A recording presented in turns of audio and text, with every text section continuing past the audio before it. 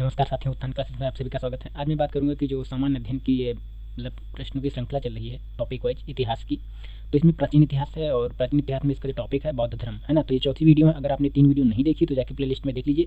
इसको state PCS target किया गया है ना। तो विशेष हम उत्तर प्रदेश पीसीएस की बात करें 2023-24 टारगेट किया गया है। इसमें सभी प्रतियोगी परीक्षाओं में जो भी मतलब पीसीएस के क्वेश्चन पूछे गए हैं उसको इसमें इंक्लूड किया गया है। चाहे एमपी पीसीएस की बात करें, बिहार पीसीएस की बात करें, छत्तीसगढ़ पीसीएस की बात करें, उत्तराखंड पीसीएस की बात करेंगे, है ना। तो सबको इसमें इंक्लूड किया गया है और जो भी प्रश्न मतलब विगत वर्षों में आए हैं वो सारी चीज़ें इसमें रखा गया है। तो आप इसको ध्यानपूर्वक देखेंगे तो काफ़ी हद तक आपको अच्छा लगेगा, है ना। तो आपको मैं बता देता हूँ। देखिए, मैं थोड़ा सा बात बता दे रहा हूँ क्लियर कट कि ये वीडियो लंबी हो सकती है क्योंकि बौद्ध धर्म से क्वेश्चन बहुत पूछे गए हैं, है ना, पूछे भी जाते हैं। तो इसको विशेष उसी हिसाब से तैयार किया गया है ताकि आपको मतलब अच्छे से समझ में आए, है ना। और जितने भी प्रश्न पूछे गए हैं उसको मैंने मेंशन किया है। तो पहले प्रश्न पर चलेंगे।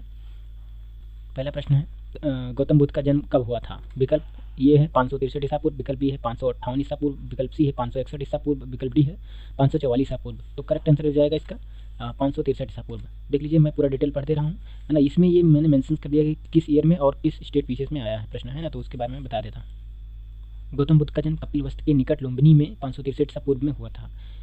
उनके पिता सिद्धोधन शाक्य गण के प्रधान थे तथा माता माया देवी कौलिय गणराज्य यानी कौलिय वंश की कन्या थीं। 29 वर्ष की अवस्था में उन्होंने गृह त्याग दिया था, जिसे बौद्ध ग्रंथों में महाविनिष्क्रमण की संज्ञा दी जाती है ना। तो ये चीज़ ध्यान रखेंगे।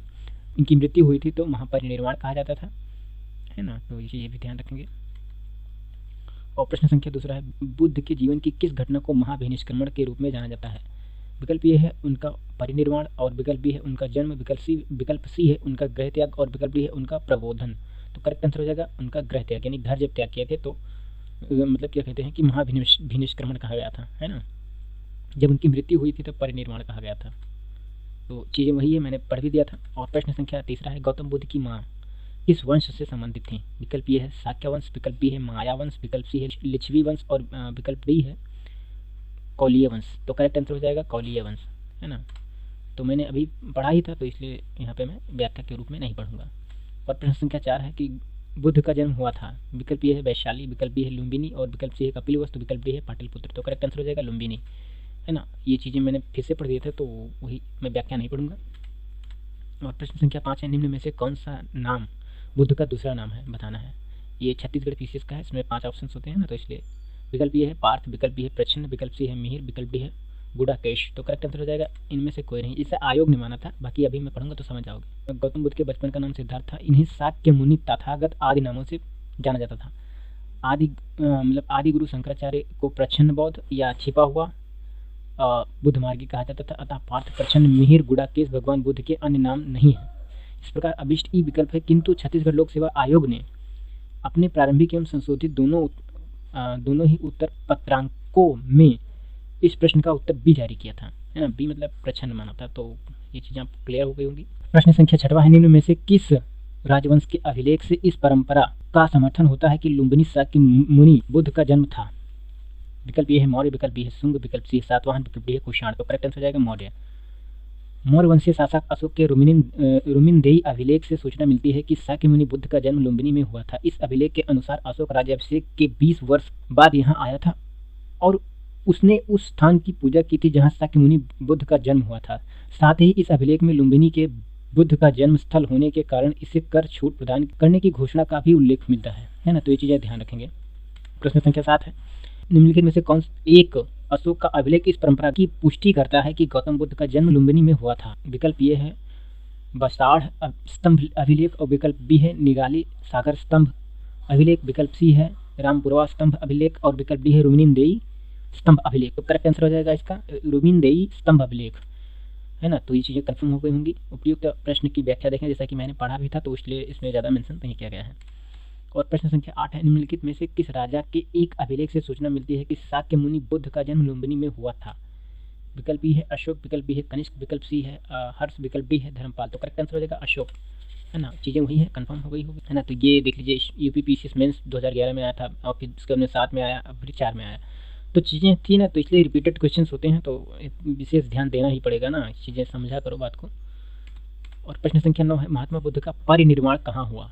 विकल्प ये है लुम्बिनी में, विकल्प ये है बोधगया में, विकल्प ये है कुशीनगर में, विकल्प ये है कपिलवस्तु में। तो करेक्ट आंसर हो जाएगा कुशीनगर में। बौद्ध धर्म का प्रचार करते हुए महात्मा बुद्ध मल्लों की राजधानी पावा पहुंचे, जहां वह चुंद नामक लुहार की अम्रवाटिका में ठहरे और उसने बुद्ध को सुकरमद्दव खाने को दिया, जिससे उन्हें रक्तातिसार हो गया और भयानक पीड़ा उत्पन्न हुई। इस वेदना के बाद भी वह कुशीनारा मल्ल गणराज्य की राजधानी पहुंचे।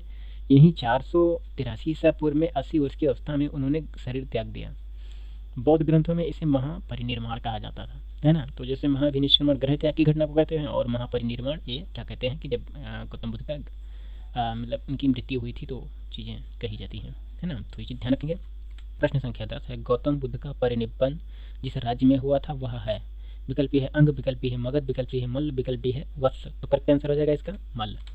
मल्ल की राजधानी कुशावती होती है ना। तो अब जो मतलब जो अंगुत्तर निकाय में 16 महाजनपदों का उल्लेख हुआ है तो उसमें सब सारी चीज़ें दी गई हैं, जैसे अंग की राजधानी चंपा है ना। तो सब चीज़ें हैं, ध्यान रखेंगे। और प्रश्न संख्या है 11, गौतम बुद्ध ने किस स्थान पर निर्वाण प्राप्त किया। विकल्प ये है कुशीनारा, विकल्प ये है श्रावस्ती, विकल्प ये है लुम्बिनी, विकल्प ये है सारनाथ। तो करेक्ट आंसर हो जाएगा कुशीनारा, है ना। उपयुक्त प्रश्न की व्याख्या देखें, अर्थात मैंने जो भी कहा है तो वही चीज़ें इसमें मेंशन की गई हैं। और प्रश्न संख्या 12 है, महात्मा बुद्ध का परिनिर्वाण किसके गणतंत्र में हुआ। विकल्प ये है मल्लों के, विकल्प ये है लिच्छवियों के, विकल्प सी है शाक्य के, विकल्प डी है पालों के। तो करेक्ट आंसर हो जाएगा मल्लों के, है ना। फिर भी वही चीज़ें हैं इसमें। और प्रश्न संख्या 13 है, महापरिनिर्वाण मंदिर अवस्थित है। विकल्प ये है कुशीनगर में, और विकल्प ये है सारनाथ में, विकल्प सी है बोधगया में, विकल्प ये है श्रावस्ती में। तो करेक्ट आंसर हो जाएगा कुशीनगर में। महापरिनिर्वाण मंदिर उत्तर प्रदेश के कुशीनगर जिले में स्थित है। मंदिर में स्थापित भगवान बुद्ध की मूर्ति 1876 ईसा पूर्व में उत्खनन के द्वारा प्राप्त की गई थी। महापरिनिर्वाण मंदिर विश्व में बौद्ध धर्म के सबसे पवित्र मंदिरों में से एक माना जाता है। ध्यान रखेंगे, ये सब क्वेश्चन बहुत ऑथेंटिक क्वेश्चन हैं, तो ध्यान रखेंगे इसको। प्रश्न संख्या 14, निम्नलिखित राज्यों में से किनका संबंध बुद्ध के जीवन से था। ये IAS प्री 2014 में पूछा गया है और IAS प्री 2015 में पूछा गया। तो ये दमदार प्रश्न है। इसमें 4 विकल्प दिए हैं, मतलब कोड दिया गया है, तो उसके बाद में उसको बताना है, भी ऑप्शन नहीं है। पहला है अवंती, और दूसरा है गांधार, और तीसरा है कौशल, और चौथा है मगध। तो करेक्ट आंसर हो जाएगा, मतलब अभी ऑप्शन सुन लीजिए, आप इसमें बताना है कि कौन कौन सा है। तो पहला ऑप्शन है 1, 2 और 3, और विकल्प बी है 2 और 4, विकल्प सी है केवल 3 और 4, और विकल्प डी है 1, 3 और 4। तो करेक्ट इसका आंसर हो जाएगा, आप क्या कहते हैं कि केवल 3 और 4, यानी कि कौशल और मगध, है ना। तो मैं बता रहा हूँ कि विकल्पों में दिए गए महाजनपदों में से कौशल एवं मगध महाजनपदों का संबंध बुद्ध के जीवन से था। गौतम बुद्ध ने अपनी शिक्षा के प्रचार प्रसार हेतु मगध एवं कौशल दोनों देशों में भ्रमण किया था। और प्रश्न संख्या 15 है, गौतम बुद्ध द्वारा अपने धर्म में दीक्षित किया जाने वाला अंतिम व्यक्ति निम्नलिखित में से कौन था। विकल्प ए है आनंद, विकल्प बी है सरीपुत्र, और विकल्प सी है मुगलान, और विकल्प डी है सुभद्र। तो करेक्ट आंसर हो जाएगा सुभद्र। अपने जीवन के अंतिम वर्ष में गौतम बुद्ध अपने शिष्य चुंद के यहाँ पावा पहुंचे। यहाँ सुकरमद्दु भोज सामग्री खाने से अतिसार रोग से पीड़ित हो गए। फिर ये पाव से कुशीनगर चले गए, और यहीं पर सुभद्र को उन्होंने अपना प्रथम उपदेश दिया था, है ना। तो ध्यान रखेंगे। और प्रश्न संख्या 16 है, बुद्ध द्वारा रूपांतरित निम्न व्यक्तियों में से कौन सा अंतिम था। विकल्प ये है आनंद, विकल्प ये है वसुमित्र, और विकल्प सी है कौशल, और विकल्प डी है सुभद्र। तो करेक्ट, तो इसका करेक्ट आंसर हो जाएगा सुभद्र, है ना। तो चीज़ें मैंने पढ़ भी दी है। और प्रश्न संख्या है 17, बुद्ध ने अपने जीवन की अंतिम वर्षा ऋतु कहाँ बिताई थी। विकल्प ये है श्रावस्ती में, विकल्प ये है वैशाली में, विकल्प सी है कुशीनगर में, विकल्प डी है सारनाथ में। तो करेक्ट आंसर हो जाएगा वैशाली में। महापरिनिब्बन सूक्त से उनके जीवन के विविध आयामों एवं काल का निर्धारण किया जाता है, जिनके अनुसार बुद्ध ने अपने जीवन की अंतिम वर्षा ऋतु वैशाली में बिताई थी। और प्रश्न संख्या 18, निम्नलिखित में से कौन सा एक बुद्ध मत में निर्वाण की अवधारणा की सर्वश्रेष्ठ व्याख्या करता है। विकल्प ये है तृष्णा रूपी अग्नि का समन, और विकल्प ये है स्वयं की पूर्णता अस्तित्वहीनता, और विकल्प सी है परमानंद एवं विश्राम की स्थिति, और विकल्प डी है धारणतीत मानसिक अवस्था। तो करेक्ट आंसर हो जाएगा इसका तृष्णा रूपी अग्नि का समन, है ना। तो चीज़ें थी, मैं पढ़ दे रहा हूँ। बुद्ध ने निर्वाण के मन की उस परम शांति के रूप में वर्णित किया है जो तृष्णा, क्रोध और दूसरी विषादकारी माना स्थितियों से परे है। यह शांति तभी प्राप्त होती है जब सभी वर्तमान इच्छाओं के कारण समाप्त हो जाएं और भविष्य में पैदा हो सकने वाली इच्छाओं का जड़ से नाश हो जाए। निर्वाण में तृष्णा और द्वेष के कारण जड़ से समाप्त हो जाते हैं, जिससे मनुष्य सभी प्रकार के कष्टों दुख या संसार के पुनर्जन्म चक्र से छूट जाता है, अतः विकल्प ये सही उत्तर माना जाएगा। और प्रश्न संख्या 19 है, अलार कालम कौन थे? विकल्प ये है बुद्ध के एक शिष्य, और विकल्प बी है एक प्रतिष्ठित बौद्ध भिक्षु, और विकल्प सी है बुद्धकालीन एक शासक, और विकल्प डी है बुद्ध के एक गुरु। तो करेक्ट आंसर हो जाएगा बुद्ध के एक गुरु। महाभिनिष्क्रमण काल के बाद ज्ञान की खोज में महात्मा बुद्ध अलार कालम के आश्रम में पहुंचे थे तथा उसने दीक्षा ली। अलार कालम के आश्रम में उन्होंने तपस्या की, किंतु इससे बुद्ध संतुष्ट नहीं हुए। अलार कालम सांख्य दर्शन के आचार्य थे तथा अपनी साधना शक्ति के लिए विख्यात थे। और प्रश्न संख्या है 20, महात्मा बुद्ध ने अपना अपना धर्म चक्र प्रवर्तन किस स्थान पर दिया था? ये कई एग्जाम्स में पूछे गए हैं, है ना। तो इस पे टैगलाइन इस पे लगी हुई है, देख भी सकते हो, इसमें दिखाया गया है जैसे ये चीज़ें। तो विकल्प है लुम्बिनी में, विकल्प है सारनाथ में, विकल्प है पाटलिपुत्र में, विकल्प है वैशाली में। तो करेक्ट आंसर हो जाएगा इसका सारनाथ में। ज्ञान प्राप्ति के पश्चात गौतम बुद्ध ने अपने मत का प्रचार आरंभ किया। अरुवेला से वह सबसे पहले ऋषिपत्तनम, जो कि वर्तमान में सारनाथ वाराणसी के निकट आए। यहाँ उन्होंने 5 ब्राह्मण सन्यासियों को पहला उपदेश दिया। इस प्रथम उपदेश को धर्मचक्र परिवर्तन कहा जाता है ना। जो प्रथम उपदेश दिया गया था उसी को धर्मचक्र परिवर्तन कहा जाता है, ध्यान रखेंगे। और प्रश्न संख्या 21 है, बुद्ध ने अपना पहला उपदेश कहाँ दिया था? विकल्प है काशी, विकल्प है सारनाथ, विकल्प है कुशीनगर, विकल्प है बोधगया। तो करेक्ट आंसर हो जाएगा सारनाथ। तो पहले मैंने भी बता दिया था इसमें, है ना, तो चीज़ें वही हैं। और प्रश्न संख्या 22 है, सारनाथ ने प्रथम प्रवचन किसने दिया? विकल्प है महावीर, विकल्प है शंकराचार्य, विकल्प सी है महात्मा बुद्ध, विकल्प है गुरु नानक। तो करेक्ट आंसर हो जाएगा महात्मा बुद्ध। उपयुक्त प्रश्न की व्याख्या देखें, मैंने पढ़ दिया था। और प्रश्न संख्या 23 है, गौतम बुद्ध अपना प्रथम उपदेश कहाँ दिए थे? वही चीज़ें इसमें भी चीज़ें हैं, तो कन्फर्म ऑप्शन वही है, करेक्ट आंसर हो जाएगा सारनाथ में, है ना। तो ये बस इसमें जैसे बिहार में पूछा गया था तो वही चीज़ें इसमें रखी गई हैं, है ना, तो चीज़ें विशेष ध्यान रखेंगे। प्रश्न संख्या 24 है, ग्रंथों में उल्लिखित धर्मचक्र परिवर्तन है? विकल्प है उनका यानी बौद्ध का दर्शन, और विकल्प है सारनाथ में दिया गया प्रथम उपदेश, विकल्प सी है धार्मिक आदर्श, और विकल्प डी है बौद्ध अनुष्ठान। तो करेक्ट आंसर हो जाएगा सारनाथ में दिया गया प्रथम उपदेश, है ना। और प्रश्न संख्या 25, धर्मचक्र परिवर्तन किया गया था, बस इसमें कॉन्सेप्ट क्या है, जैसे लोअर पीसीएस में किस तरीके से पूछा गया, मतलब भावात्मक अगर देखा जाए तो प्रश्न की प्रकृति केवल समझो। अब चाहे जैसे पूछे, तुम एक चीज सिंपल जानते हो कि धर्मचक्र परिवर्तन सारनाथ में दिया गया था, इनका प्रथम उपदेश था, बात खत्म हो गया। और सबसे ज़्यादा उपदेश कौशल देश की राजधानी श्रावस्ती में दी गई थी, है ना। तो बस प्रश्न को इधर उधर घुमा रहा हो, अलग भी टॉपिक होता है, इसलिए मैंने सारे क्वेश्चन को इंक्लूड कर दिया गया है, तो ध्यान रखेंगे इसको। तो इसका करेक्ट आंसर सारनाथ, है ना, तो चीज़ें समझ गए होंगे। और प्रश्न संख्या 26 है, बुद्ध ने सर्वाधिक उपदेश कहाँ दिए थे, है ना, मतलब दिए थे, बताना है ऑप्शन। विकल्प है वैशाली, विकल्प बी है श्रावस्ती, और विकल्प सी है कौशाम्बी, विकल्प डी है राजगृह। तो करेक्ट आंसर जाएगा श्रावस्ती, है ना। बुद्ध के सबसे अधिक शिष्य कौशल राज्य में हुए तथा यहाँ की राजधानी श्रावस्ती थी, उन्होंने सर्वाधिक उपदेश दिए, मतलब श्रावस्ती में सर्वाधिक उपदेश दिए, है ना, और पहला सारनाथ में दिए थे, है ना, तो ध्यान रखेंगे। प्रश्न संख्या 27 है, बुद्ध कौशाम्बी किसके राज्य काल में आए थे, है ना, तो बताना है। विकल्प ए है सातानिक, और विकल्प बी है उदयन, और विकल्प सी है बौद्धि, और विकल्प डी है नित्यछु। तो करेक्ट आंसर जाएगा बी यानी उदयन। महात्मा बुद्ध वत्सराज उदयन के शासनकाल में कौशाम्बी आए, वहाँ उन्होंने नवा विश्राम किया। उदयन ने पिंडोल भारद्वाज के प्रभाव से बुद्ध बनने के बाद घोषिताराम बिहार भिक्षु संघ को दान दिया, है ना। और प्रश्न संख्या 28 है, बुद्ध की मृत्यु के पश्चात प्रथम बौद्ध संगीति की अध्यक्षता की गई। विकल्प ये है महाकश्यप, विकल्प बी है धर्मसेन, और विकल्प धर्मसेन द्वारा, और विकल्प सी है अजात शत्रु द्वारा, विकल्प डी है नागसेन द्वारा। तो करेक्ट आंसर हो जाएगा इसका महाकश्यप, है ना। अब मैं चीज़ एक बार पढ़ दे रहा हूँ। प्रथम बौद्ध संगीति यानी कि प्रथम बुद्ध परिषद को कहते हैं ना, बुद्ध की मृत्यु के तत्काल बाद राजगृह, देखो एक राजगृह में प्रथम हुई थी, और वैशाली में द्वितीय हुई थी, और पाटलिपुत्र में तृतीय हुई थी, और कुंडलवन में चौथी हुई थी, है ना। तो ये चीज़ें ध्यान रखिए, मैं बता दिया हूँ। तो तत्काल राजगृह की सप्तकर्ण गुफा में हुई। इस समय मगध का शासक अजातशत्रु था। इस संगीति की अध्यक्षता महाकश्यप ने की थी तथा इनमें बौद्ध के प्रथम शिष्य आनंद और उपाली भी उपस्थित थे। इसमें बौद्ध की शिक्षाओं का संकलन हुआ था। उन्हें सुत्त और विनय नाम 2 पिटकों में विभाजित किया था, 2 पिटक, सुत्त पिटक और विनय पिटक, है ना, ध्यान रखेंगे। तो मतलब एक और था अभिधम्म पिटक, तो इसमें बस 2 ही पिटक शामिल किए गए थे। आनंद तथा उपाली क्रमशः धर्म और विनय के प्रमाण माने जा गए हैं, है ना। प्रश्न संख्या 29 है, प्रथम बौद्ध परिषद का संचालन निम्नलिखित में से किस एक ने किया है? विकल्प है आनंद, विकल्प है महाकश्यप, और विकल्प सी है मोगल पुत्तिस, और विकल्प डी है उपाली। तो करेक्ट आंसर हो जाएगा महाकश्यप, है ना। तो चीज़ें मैंने पढ़ भी दिया था। और प्रश्न संख्या 30 है, सप्तकांडी गुफा स्थित है। विकल्प ए है सांची में, विकल्प बी है नालंदा में, विकल्प सी है राजगृह में, विकल्प डी है पावापुरी में। तो करेक्ट आंसर हो जाएगा राजगृह में। राजगृह यानी कि राजगीर या राजगृह बात देखिए, बिहार के नालंदा जिले में स्थित एक शहर है। राजगीर की बैभरा पहाड़ियों पर स्थित मतलब सप्तकांडी गुफा स्थित है ना। तो ध्यान रखेंगे।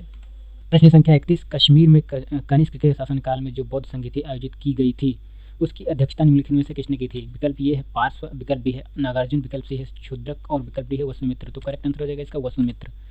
बौद्ध धर्म के चतुर्थ संगीति कुषाण शासक कनिष्क के राज्यकाल में हुई, कश्मीर के कुंडलवन में हुई। इसकी अध्यक्षता वसुमित्र ने की थी। अश्वघोष घोष इसके उपाध्यक्ष बने। इस सभा में महासंघियों का वर्चस्व था। यहाँ बौद्ध ग्रंथों के कठिन अंशों का सम्यक विचार किया गया था तथा प्रत्येक पिटक पर भाष्य लिखकर उन्हें विभाषा शास्त्र नामक टीकाओं से संकलित कर दिया गया। इसी समय बौद्ध धर्म हीनयान और महायान नामक दो स्पष्ट संप्रदायों में विभक्त हो गया। प्रश्न संख्या 32, बौद्ध धर्म की महायान शाखा औपचारिक रूप से किसके शासनकाल में प्रकट हुई। विकल्प है अजातशत्रु, विकल्प बी है अशोक, विकल्प सी है धर्मपाल, विकल्प डी है कनिष्क। तो करेक्ट आंसर हो जाएगा कनिष्क, है ना। और प्रश्न संख्या 33 है, कनिष्क के शासनकाल में बौद्ध सभा किस नगर में आयोजित की गई थी। विकल्प ये है मगध, विकल्प बी है पाटलिपुत्र, विकल्प सी है कश्मीर, विकल्प डी है राजगृह। तो करेक्ट आंसर हो जाएगा कि कश्मीर, है ना। तो उपयुक्त प्रश्न की व्याख्या देंगे, मैंने बता दिया पहले। और प्रश्न संख्या 34 है, किस शासक के काल में चतुर्थ बौद्ध संगीति का आयोजन हुआ था। विकल्प ए है अशोक, विकल्प बी है कालाशोक, विकल्प सी है कनिष्क, विकल्प डी है अजातशत्रु। तो करेक्ट आंसर हो जाएगा कनिष्क, है ना। तो चीज़ें वही है। और प्रश्न संख्या 35 है, चतुर्थ बौद्ध संगीति यानी परिषद हुई थी। विकल्प ये है कनिष्क के शासनकाल में, विकल्प बी है अशोक के शासनकाल में, विकल्प सी है हर्षवर्धन के शासनकाल में और विकल्प डी है मीनांडर के शासनकाल में। तो करेक्ट आंसर हो जाएगा इसका आपका कनिष्क के शासनकाल में, है ना। चीज़ें मैंने पढ़ भी दिया था तो इसलिए ज़्यादा इसमें बात नहीं करूँगा। और प्रश्न संख्या 36 है, निम्नलिखित 4 स्थानों में हुई बौद्ध संगीति का सही कालानुक्रम नीचे दिए गए कूट ज्ञात करें। जैसे कि इसमें बताना है तो कौन पहले मतलब चरण में थी, कौन किसके चरण में। तो वैशाली, राजगृह, कुंडलवन और पाटलिपुत्र 1 2 3 4 करके इसमें दिया गया है कूट। ये इस तरीके से बताइए, इसका क्रम बताना है। तो मैं बता देता हूँ, पहले राजगिरी हुआ था, फिर वैशाली और फिर पाटलिपुत्र, फिर कुंडलवन, है ना। तो यानी कि कुंडलवन यानी तीसरा सबसे लास्ट में होना चाहिए, तो डी विकल्प हो जाएगा, है ना। प्रथम बौद्ध संगीति बुद्ध की मृत्यु के तत्काल बाद मगध नरेश अजातशत्रु के शासनकाल में राजगृह अथवा राजगीर स्थित सप्तकांडी गुफा में संपन्न हुए थे। द्वितीय बौद्ध संगीति का आयोजन कालाशोक के शासनकाल में बुद्ध की मृत्यु के 100वें वर्ष बाद वैशाली में किया गया था। तृतीय बौद्ध संगीति सम्राट अशोक के शासनकाल में पाटलिपुत्र में हुई थी और मोगलपुत्तिस के अध्यक्ष थे, है ना। और चतुर्थ बौद्ध संगीति कनिष्क के शासनकाल में कश्मीर यानी कुंडलवन में हुई, कुंडलवन कश्मीर में संपन्न हुई थी। इसकी अध्यक्षता वसुमित्र और उपाध्यक्ष अश्वघोष थे। तो चीज़ें ध्यान रखेंगे, ये प्रश्न कई बार पूछा भी गया है ना, तो ये चीज़ें विशेष ध्यान रखेंगे। प्रश्न संख्या 37 है, द्वितीय बौद्ध संगीति का आयोजन कहाँ हुआ था। तो विकल्प ये है राजगृह में, विकल्प बी है वैशाली, विकल्प सी है पाटलिपुत्र, विकल्प डी है काशी यानी वाराणसी में। तो करेक्ट आंसर हो जाएगा इसका वैशाली में, है ना। तो चीज़ें मैंने पहले से पढ़ दिया था। प्रश्न संख्या 38 है, तृतीय बौद्ध सभा किस स्थान पर बुलाई गई थी। विकल्प ये है तक्षशिला, विकल्प बी है सारनाथ और विकल्प सी है बोधगया, विकल्प बी है पाटलिपुत्र। तो करेक्ट आंसर हो जाएगा इसका पाटलिपुत्र, है ना। तो चीज़ें वही थी, मैंने पढ़ भी दिया था। प्रश्न संख्या 39 है, प्रथम बौद्ध संगीति का आयोजन हुआ था। विकल्प ये है अनिरुद्ध के शासनकाल में, विकल्प बी है अजातशत्रु के शासनकाल में, विकल्प सी है बिंबिसार के शासनकाल में, विकल्प डी है उदयभद्र के शासनकाल में। तो करेक्ट आंसर हो जाएगा इसका अजातशत्रु के शासनकाल में। उपयुक्त प्रश्न की व्याख्या देखें, साथ मैंने पहले पढ़ दिया था। और प्रश्न संख्या 40 है, निम्नलिखित में से किस नगर में प्रथम बौद्ध संगीति आयोजित की गई थी। विकल्प ये है नालंदा, विकल्प बी है गया और विकल्प सी है राजगृह और विकल्प डी है बौद्ध गया। तो करेक्ट आंसर हो जाएगा राजगीर यानी राजगृह, है ना। उपयुक्त प्रश्न की व्याख्या देखें, मैंने पहले भी बता दिया, कोई दिक्कत नहीं है। प्रश्न संख्या 41 है, निम्न में से किस शासक ने द्वितीय बौद्ध सभा का आयोजन किया था। विकल्प है अजातशत्रु, विकल्प बी है कालाशोक, विकल्प सी है आनंद, विकल्प डी है अशोक। तो करेक्ट आंसर हो जाएगा कालाशोक, है ना। तो चीज़ें वही है।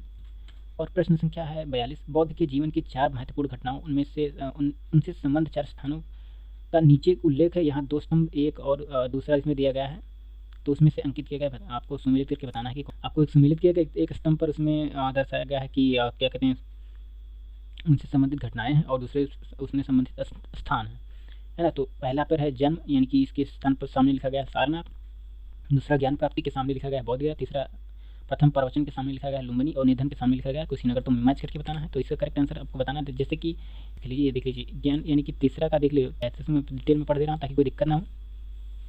महात्मा बुद्ध का जन्म 563 ईसा पूर्व में कपिलवस्तु के समीप लुम्बिनी स्थान में हुआ था। बोध गया में वैशाखी पूर्णिमा की रात उन्हें ज्ञान प्राप्त हुआ था। काशी के ऋषि पत्तनम सारनाथ में उन्होंने प्रथम उपदेश यानी धर्मचक्र परिवर्तन दिया था, है ना। कुशीनगर में यानी कुशीनारा में इनका निधन हुआ था, है ना। जिसे बौद्ध साहित्य में परिनिर्वाण कहा गया। तो यानी कि इसमें बात बता दूँ, जहाँ पे कुशीनगर यानी कुशीनारा, जहाँ पे कुशीनगर बात एक ही है, तो कुशीनगर में इनका निधन हुआ था, यानी चौथे का चौथा सही हो जाएगा। और प्रश्न संख्या 43 है, भारतीय कला में बौद्ध के जीवन की किस घटना का चित्रण मृग साहित्य चक्र द्वारा हुआ? विकल्प ए है महाभिनिष्क्रमण, विकल्प बी है संबोधि, विकल्प सी है प्रथम उपदेश और विकल्प डी है निर्वाण। तो करेक्ट आंसर हो जाएगा इसका प्रथम उपदेश, है ना। भारतीय कला में बौद्ध के जीवन के प्रथम उपदेश का चित्रण मृग साहित्य चक्र द्वारा हुआ है। बुद्ध ने अपना प्रथम उपदेश सारनाथ में मृगदाव हरिण वन में दिया था। और क्या कहते हैं, प्रश्न संख्या 44, सूची 1 को सूची 2 से सुमेलित कीजिए तथा सूचियों के नीचे दिए गए कूट से सही उत्तर चुनिए। इसमें सूची दिखाई गई है, इनके बारे में बताना है। तो देख लीजिए, इसमें वही चीज़ें हैं, इनकी जन्म का इसमें सिंबल पूछा है, और मतलब जन्म के सामने लिखा गया बोधि वृक्ष, और फिर दूसरा प्रथम प्रवचन के सामने लिखा गया धनुचक्र परिवर्तन, और तीसरा महाबोधि के सामने लिखा गया घोड़ा, और त्याग के सामने इसमें कमल लिखा गया है। तो इसका ऐसे ही बताना है। तो एक बार मैं बताते हैं, ऑप्शन सुन लीजिए तो पता चल जाएगा। देख लीजिए, जो त्याग इनका सिंबल मतलब घोड़ा था, यानी कि डी का तीसरा हो जाएगा, है ना। तो यानी कि लास्ट यही सिंपल यही सही हो जाएगा, है ना। अब इसमें मैंने लिख भी दिया है, देख लीजिए। जो प्रथम प्रवचन दिए थे तो इसको ही धर्मचक्र परिवर्तन कहा जाता है। महाबोधि यानी बोधि वृक्ष को कहा जाता है, जो कि कहाँ पे स्थित है, क्या कहते हैं, बिहार में। और त्याग घोड़ा, है ना, जो गृह त्याग किया तो उनका सिंबल घोड़ा था, और जन्म इनका कमल का फूल माना जाता है ना, जो सिंबल। तो ये चीज़ें ध्यान रखेंगे। और प्रश्न संख्या 45, करमापा लामा तिब्बत के बुद्ध संप्रदाय के किस वर्ग का है? विकल्प ये है गेलु गपा, और विकल्प बी है पेंग्युपा, और विकल्प सी है साक्यापा, और विकल्प डी है लिंगमापा। तो करेक्ट आंसर हो जाएगा कंग्युपा, है ना। करमापा लामा तिब्बत के बौद्ध संप्रदाय कंग्युपा वर्ग से संबंधित हैं। और प्रश्न संख्या 46 है, महात्मा बुद्ध के संबंध में निम्नलिखित में कथनों में से कौन सा सही है? विकल्प ये मतलब इसमें कूट दिया गया है, कूट 1 है। पहला कूट है उनका जन्म कपिलवस्तु में हुआ था, और दूसरा कूट है उन्होंने बौद्ध गया में ज्ञान प्राप्त किया था, और तीसरा कूट है उन्होंने वैदिक धर्म को स्वीकार किया था, और कूट चौथा है उन्होंने आर्य सत्य का प्रवचन दिया था। तो इस नीचे दी को कूट का सही उत्तर बताना है आपको। तो इसमें से कौन सा सही है? तो यानी कि 1, 2, 3 चारों सब सही है ना। उपयुक्त कथन में विकल्प डी सही है, क्योंकि उपयुक्त कथन सही है ना। तो जन्म इनका कपिलवस्तु के लुम्बिनी में, ज्ञान बोध गया में, और वैदिक धर्म अस्वीकार किया था, है ना। 4 आर्य सत्यों का प्रचार भी सही है। तो इस चीज़ें कन्फर्म हो गई होगी।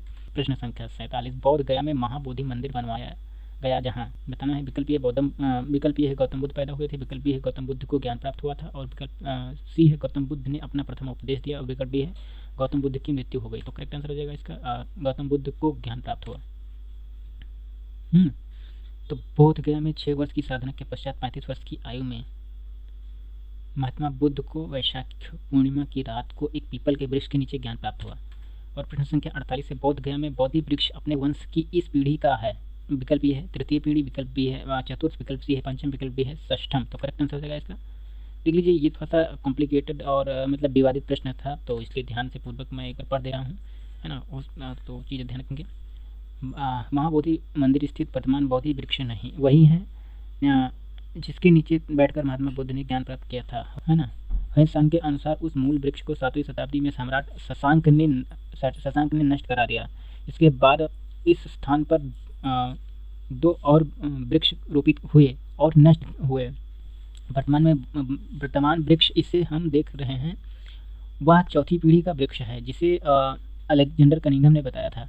यह वृक्ष पूरी तरह सुरक्षित है और केवल इसमें गिरी हुई पत्तियों को ही छूने एवं उठाने का अधिकार है ना। इस अन्य तथ्य के अनुसार यह वृक्ष क्रमशः 2 बार सम्राट अशोक, एक बार पुष्यमित्र शुंग और एक बार पूर्ववर्मन तथा अंत में कनिंघम द्वारा लगवाया गया। अतः यहाँ 6ठी पीढ़ी का वृक्ष है। तथ्यों में विवादास्पद मतलब विवाद होने के कारण बिहार लोक सेवा आयोग में इस प्रश्न को हटा दिया गया, है ना। तो इसका मतलब विवादित है कि किस चरण का है, इसलिए इसको हटाया गया है। तो ध्यान रखेंगे। प्रश्न संख्या 49 है, निम्नलिखित में से कौन सा बौद्ध पवित्र स्थल निरंजना नदी पर स्थित है? विकल्प ये है बोध गया, विकल्प बी है कुशीनगर, विकल्प सी है लुम्बिनी और विकल्प डी है ऋषिपत्तनम। तो करेक्ट आंसर हो जाएगा इसका बोध गया। पवित्र बौद्ध स्थल बोध गया, जहाँ गौतम बुद्ध को सर्वप्रथम ज्ञान प्राप्त हुआ था, निरंजना नदी पर स्थित है। आधुनिक फाल्गु नदी को ही पूर्व में निरंजना नदी के नाम से जाना जाता है। यह नदी 2 छोटी धाराओं निरंजना और मोहना के मिलने के बाद बनती है ना। तो ध्यान रखेंगे। प्रश्न संख्या 50, बुद्ध के उपदेश किससे संबंधित हैं? विकल्प ये है आत्म संबंधी विवाद, विकल्प बी है ब्रह्मचर्य, विकल्प सी है धार्मिक कर्मकांड, विकल्प डी है आचरण की शुद्धता एवं पवित्रता। तो करेक्ट आंसर हो जाएगा आचरण की शुद्धता या पवित्रता। है ना, वह पवित्रता। महात्मा बुद्ध के उपदेश आचरण की शुद्धता एवं पवित्रता से संबंधित थे। बुद्ध के उपदेशों में आत्मा संबंधी विवाद नहीं है। धार्मिक कर्मकांडों की बुद्ध ने आलोचना की है। प्रश्न संख्या 51 है, निम्नलिखित में से कौन बुद्ध के जीवन काल में ही संघ प्रमुख होना चाहता था? विकल्प ये है देवदत्त, विकल्प ये है महाकश्यप, विकल्प से है उपाली, विकल्प ये है अनंत। तो करेक्ट आंसर हो जाएगा देवदत्त। देवदत्त बुद्ध का चचेरा भाई था, या पहले उसका अनुगत बना और फिर उनका विरोधी बन गया।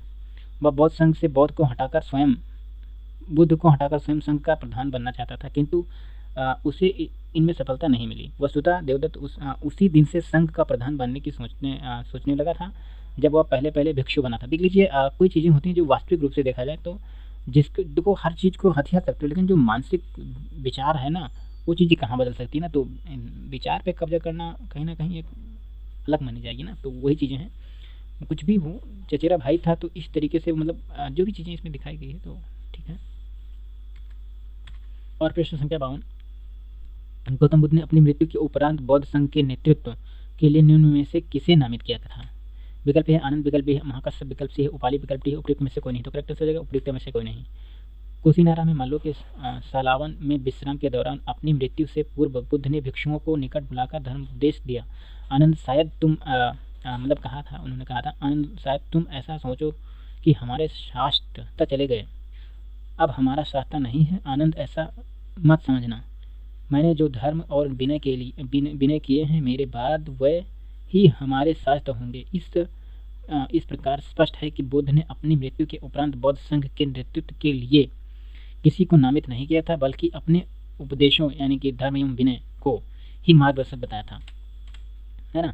और प्रश्न संख्या 53 है, अष्टांग मार्ग की संकल्पना अंग है। विकल्प ये है दीपवंश की विषय वस्तु का, विकल्प ये है दिव्यदान की विषय वस्तु का, और विकल्प सी है महारिबन की विषय वस्तु का, और विकल्प डी है धर्मचक्र प्रवर्तन सूक्त की विषय वस्तु का। तो करेक्ट आंसर हो जाएगा क्या कहते हैं कि धर्मचक्र प्रवर्तन सूक्त की विषय वस्तु का, है ना। गौतम बुद्ध ने चतुर्थ आर्य सत्य में दुख निरोध का उपाय बताया, जिसे दुख निरोध गामिनी प्रतिपदा कहा जाता है। इसे मध्यमा प्रतिपदा या मध्यम मार्ग भी कहते हैं। उनके इस मध्यम प्रतिपद में 8 सोपान है, इसलिए इसे अष्टांगिक मार्ग भी कहते हैं। इसके 8 सोपान में सम्यक दृष्टि, सम्यक संकल्प, सम्यक वाक, सम्यक कर्मात, सम्यक आजीव, सम्यक व्यायाम, सम्यक स्मृति एवं सम्यक समाधि अष्टांग मार्ग धर्मचक्र प्रवर्तन सूक्त की विषय वस्तु का अंग है ना। तो ये चीज ध्यान रखेंगे। और प्रश्न संख्या 54 है, गौतम बुद्ध के बारे में निम्न में से क्या सत्य है? विकल्प इसमें बताया गया, पहले इसको कूट दिया गया है।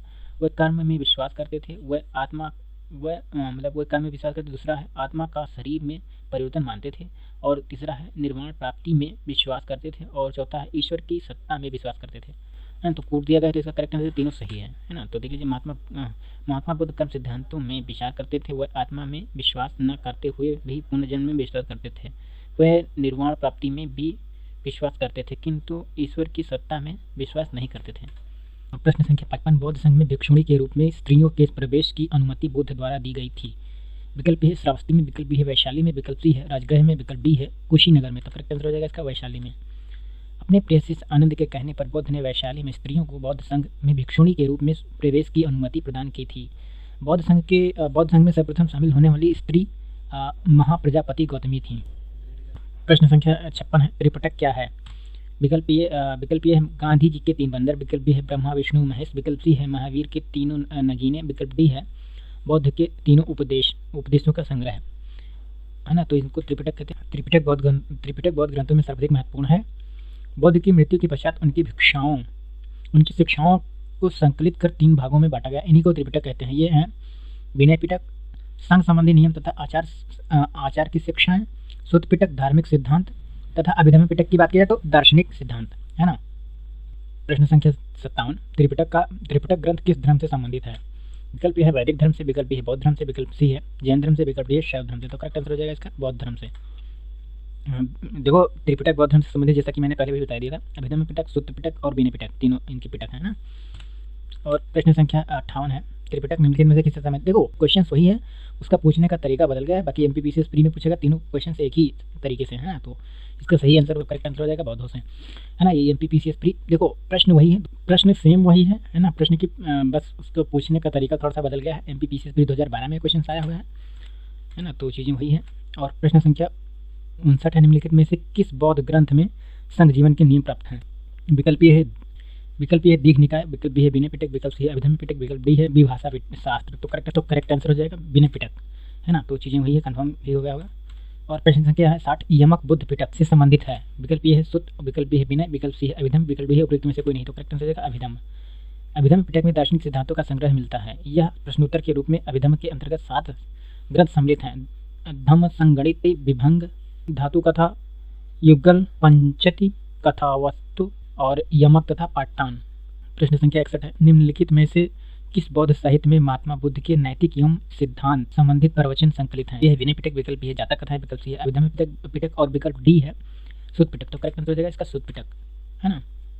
सुत पिटक में महात्मा बुद्ध के नैतिक एवं सिद्धांत संबंधित प्रवचन संकलित हैं, अर्थात इनमें बौद्ध धर्म के सिद्धांत एवं उपदेश संग्रह हैं। जबकि विनय पिटक में संघ संबंधी नियम तथा दैनिक जीवन संबंधी आचार विचारों और विधियों निषेधों आदि का संग्रह है। जातकों में बौद्ध के पूर्व जन्मों की कहानियां संग्रहित हैं, है ना, तो पुनर्जन्म की कहानियां जातक कथाओं में मिलती हैं, है ना। प्रश्न संख्या 62 है, बौद्ध धर्म में त्रिरत्न का क्या अभिप्राय है? विकल्प ए है त्रिपिटक, विकल्प बी है बौद्ध धर्म और संघ, और विकल्प सी है शील समाधि और संघ, और विकल्प डी है सत्य अहिंसा और करुणा। तो करेक्ट आंसर हो जाएगा इसका बुद्ध धर्म और संघ। बुद्ध धर्म एवं संघ बौद्ध धर्म के त्रिरत्न हैं। बुद्ध की मृत्यु के बाद उनकी शिक्षाओं को संकलित कर 3 भागों में बांटा गया, इन्हीं को त्रिपिटक कहा गया है। अतः ये हैं विनय पिटक, सुत पिटक तथा अभिधम्म पिटक। और प्रश्न संख्या आपका है 63, प्राचीन भारत के बौद्ध मठों में पवरन नामक समारोह आयोजित किया गया था, जो IAS प्री 2002 का क्वेश्चन है, तो इसमें दिया गया है। अभी अब देख लीजिए इसको थोड़ा सा बड़े क्वेश्चन हैं, है ना, तो एक बार मैं पढ़ दे रहा हूँ कायदे से, देख लीजिए। संघ पारिनायक और धर्म तथा विनय विषयों पर एक वक्ता को चुनने का अवसर होता था, विकल्प ये है इसमें दिया गया है। और विकल्प बी है वर्षा ऋतु के दौरान मठों में प्रवास के समय भिक्षुओं द्वारा किए गए अपराधों की स्वीकारोक्ति का अवसर होता था। और विकल्प सी है किसी नए व्यक्ति को बौद्ध संघ में प्रवेश देने का समारोह होता था, जिनमें उनका सिर मुंडवा दिया जाता था और पीले वस्त्र दिए जाते थे। और विकल्प डी है आषाढ़ की पूर्णिमा के अगले दिन बौद्ध भिक्षुओं के एकत्र होने का अवसर होता था, जब वह वर्षा ऋतु के आगामी 4 महीने के लिए निश्चित आवास चुनते थे। तो इसमें बताना है क्या है, इसका सही आंसर हो जाएगा आपका विकल्प बी, यानी कि वर्षा ऋतु के दौरान मठों में प्रवास के समय भिक्षुओं द्वारा किए गए अपराधों की स्वीकारोक्ति का अवसर होता था, है ना। तो ये चीज़ें हैं, पढ़ भी दे रहा हूँ। वर्षा ऋतु के समय 4 महीने बौद्ध भिक्षु और महाविहारों में निवास करते थे। इस समय बौद्ध धर्म प्रचार का कार्य स्थगित रहता था। वर्षा ऋतु की समाप्ति पर जब पुनः धर्म प्रचार कार्य आरंभ होता था, तो बौद्ध भिक्षु पार्वन नामक समारोह का आयोजन करते थे, जिसमें पीछे किए गए कार्यों का विचार करते हुए आगे की कार्य योजना बनाई जाती थी। इसके अतिरिक्त भिक्षु द्वारा समारोह में अपने द्वारा किए गए अपराधों को स्वीकार करते थे। मतलब क्या होता था कि जैसे जब मतलब वर्षा ऋतु आती थी, तो ये लोग जो भी चीज़ें पहले मतलब प्रचार प्रसार बौद्ध का किए थे, उसके बाद में उसका एनालिसिस करते थे। कोई चीज़ें होती थी, कोई इसमें कोई गलतियाँ होती थी, तो उसको स्वीकार करते थे कि ये चीज़ें हमसे हुई हैं, है ना। तो ये चीज़ें जब मतलब अवकाश काल के रूप में होता था, समीक्षा के लिए करते थे, वर्षा ऋतु में प्रचार प्रसार नहीं करते थे, जी इसमें बताई गई है। और प्रश्न संख्या 64 है, अशोकाराम विहार निम्नलिखित में से किस स्थान पर स्थित था? विकल्प है वैशाली, विकल्प है पाटलिपुत्र, और विकल्प सी है कौशाम्बी, और विकल्प डी है श्रावस्ती। तो करेक्ट आंसर हो जाएगा इसका पाटलिपुत्र। प्रसिद्ध बौद्ध ग्रंथ महावंश के अनुसार मौर्य शासक अशोक ने पाटलिपुत्र में अशोकराम विहार को निर्मित करवाया था। इस विहार का निरीक्षण इंद्रगुप्त नामक थेर भिक्षु के निरीक्षण में हुआ था। तीसरी बौद्ध संगीति सभा भी अशोक के समय में हुई थी, है ना। तो ये चीज़ें ध्यान रखेंगे। प्रश्न संख्या 65 है, विश्व का सबसे ऊंचा कहा जाने वाला विश्व शांति स्तूप बिहार में स्थित है, कहाँ पे स्थित है ये बताना है। तो विकल्प है वैशाली, विकल्प है नालंदा, विकल्प है राजगीर, और विकल्प है पटना। तो करेक्ट आंसर हो जाएगा राजगीर। बिहार में राजगीर की पहाड़ियाँ 400 मीटर की ऊंचाई पर स्थित शांति स्तूप विश्व का सबसे ऊंचा कहा जाने वाला विश्व शांति स्तूप है। वैशाली स्थित शांति स्तूप की ऊंचाई 38 मीटर 125 फीट यानी कि, है ना, एवं चौड़ाई 36 मीटर यानी कि 118 फीट तथा गुंबद व्यास 20 मीटर यानी कि 65 फीट है ना। तो ये ध्यान रखेंगे। और प्रश्न संख्या 66 है, बुद्ध की 80 फुट ऊंची प्रतिमा जो बौद्ध गया में निर्मित की गई थी, मतलब किसने की, इस तरीके से बताइए। तो जापानियों के द्वारा, और विकल्प है थाई लोगों के द्वारा, और विकल्प है श्रीलंकाइयों के द्वारा, और विकल्प है भूटानियों के द्वारा। तो करेक्ट आंसर हो जाएगा इसका जापानियों के द्वारा। बुद्ध की 80 फीट ऊंची बोधगया में स्थित प्रतिमा लाल ग्रेनाइट एवं बलुई पत्थर से निर्मित है, जिसके निर्माण में 7 वर्ष का समय लगा। यह प्रतिमा जापान के दाइजोकियो संप्रदाय से सहयोग के द्वारा निर्मित की गई थी, है ना।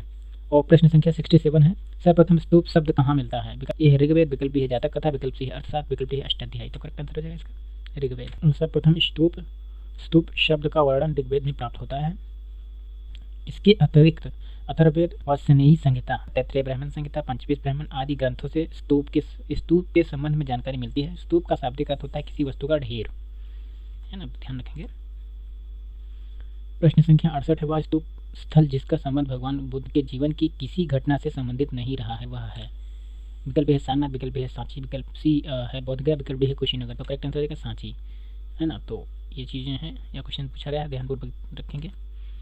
तो बोधगया का स्तूप स्थल बुद्ध की ज्ञान की प्राप्ति से, सारनाथ धर्म चक्र परिवर्तन से तथा कुशीनगर या कुशीनारा बुद्ध की मृत्यु से संबंधित है, जबकि सांची स्तूप बुद्ध के जीवन की किसी भी घटना से संबंधित नहीं है ना, ध्यान रखेंगे। प्रश्न संख्या 69, निम्नलिखित स्तूपों का सही पैथिक क्रम कालानुक्रम क्या है, बताना है। ऑप्शन है इसमें मैं भरहुत, सांची, अमरावती और फिर धमेख, मतलब ये चेन बनी है, उसमें बताना है कौन पहले आएगा। फिर विकल्प बी है अमरावती, सांची, भरहुत और धमेख, और विकल्प सी है सांची, अमरावती, भरहुत, धमेख, और विकल्प डी है धमेख, भरहुत, अमरावती और सांची। तो करेक्ट आंसर रहेगा इसका, देख लीजिए। ये प्रश्न कंट्रोवर्सी का था, तो इसमें थोड़ी सी चीज़ें आपको मैं बता देता हूँ क्या मामला हुआ था। भरहुत एवं सांची के स्तूप की स्थापना मौर्य शासक अशोक के शासनकाल में हुई थी। कुछ ऐतिहासिक स्रोत जैसे धमेख स्तूप का निर्माण काल भी अशोक के शासनकाल को ही मानते हैं। अमरावती स्तूप का निर्माण सातवाहन के समय में हुआ था, और भरहुत, सांची एवं धमेख स्तूप के निर्माण क्रम निर्धारित करना संभव नहीं है ना। तो यह प्रश्न मूल्यांकन 2 बार किए जाने योग्य है ना। तो ये चीज़ें थी, है ना। अब आयोग ने क्या माना था, इसमें चीज़ें कंट्रोवर्सी टाइप की थी क्वेश्चन, लेकिन मैंने जो भी प्रश्न पूछे गए थे तो मैंने यहाँ पे मेंशन भी कर दिया। 2014 मेंस का क्वेश्चन था, है ना, पीसीएस का, ध्यान रखेंगे, बीपीएससी का। और प्रश्न संख्या 70 है, संसार अस्थिर और क्षणिक है का निम्न में किससे संबंध है ना, ये बताना है। विकल्प ए है बौद्ध, विकल्प बी है जैन, विकल्प सी है गीता, विकल्प डी है वेदांत। तो करेक्ट आंसर हो जाएगा बौद्ध, है ना। तो मैं चीज़ एक बार पढ़ दे रहा हूँ। बौद्ध दर्शन में क्षणिकवाद को स्वीकार किया गया है। बौद्ध ने स्वयं अनित्यवाद के सिद्धांत का प्रतिपादन किया था। क्षणिकवाद अनित्यवाद का तार्किक विकास है जो बौद्धोत्तर दर्शन में अस्तित्व में आया। क्षणिकवाद के अनुसार विश्व की प्रत्येक वस्तु का अस्तित्व क्षण मात्र के लिए रहता है। जिस प्रकार नदी की एक बूंद एक क्षण के लिए सामने आती है तथा दूसरे क्षण वह विलीन हो जाती है, उसी प्रकार जगत की समस्त वस्तुएं क्षण मात्र के लिए ही है अपना अस्तित्व कायम रखती हैं, है ना। मतलब इनका है कि सब जो भी चीज़ें हैं वो क्षणिक के लिए, कोई परमानेंट चीज़ें नहीं है ना। तो ये विचार गौतम मतलब बौद्ध से रिलेटेड है ना। तो ये चीज़ें ध्यान रखेंगे।